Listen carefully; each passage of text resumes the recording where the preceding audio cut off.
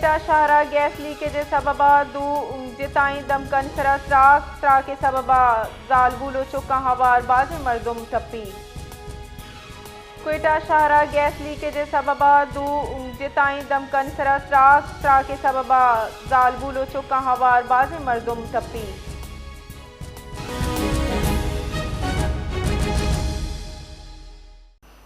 तफसीलात जानेंगे बिलाल फेरोज से। जी बिलाल फेरोज, बताइएगा कि कोयटा के दो मुख्तलिफ मकामात पर गैस लीकेज धमाके हुए हैं, इस हवाले से क्या तफसीलात है? गैस लीकेज के बायस जो है पेश आने वाले दो अलग अलग धमाकों ने जो शहरियों को खौफ और हिरास में मुब्तला कर दिया है।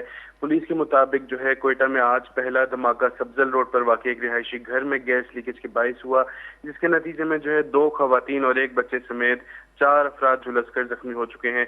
पुलिस का कहना है कि जख्मियों को फौरी तौर पर सिविल अस्पताल के बर्न यूनिट मुंतकिल कर दिया गया है, जहां इनकी हालत का जो है बगौर जायजा लिया जा रहा है।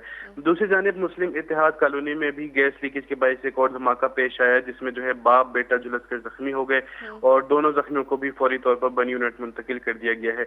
इब्तदाई तहकीकात के मुताबिक अब जो है धमाकों की वजह जो है वो घरों में गैस का इखराज ही बताया जा रहा है, जो कि जो है सर्दी में इजाफे और गैस लोड शेडिंग के बायस जो है ऐसे वाकयात में जो है इजाफा हो रहा है। चूंकि जो है रात 12 बजे सुई सदन गैस कंपनी की जानिब से जो है गैस बंद कर दी जाती है, जिसके बायस जो है अक्सर मुकामात पर लोग जो है अपने गैस के वॉल्व वगैरह बंद करना भूल जाते हैं और इसके नतीजे में जब गैस वापस आती है तो ऐसे वाकयात जो है रोनुमा होते हैं। जी, तफसीलात के लिए शुक्रिया बिलाल फेरोज।